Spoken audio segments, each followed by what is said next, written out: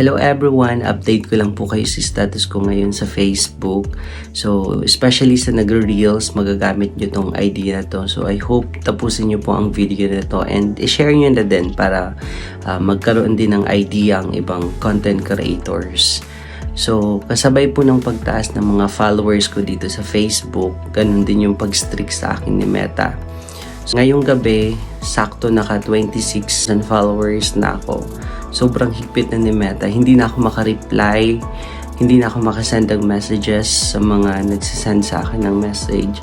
So, yun. Pag ipilit ko pa daw, ma-restrict na ako.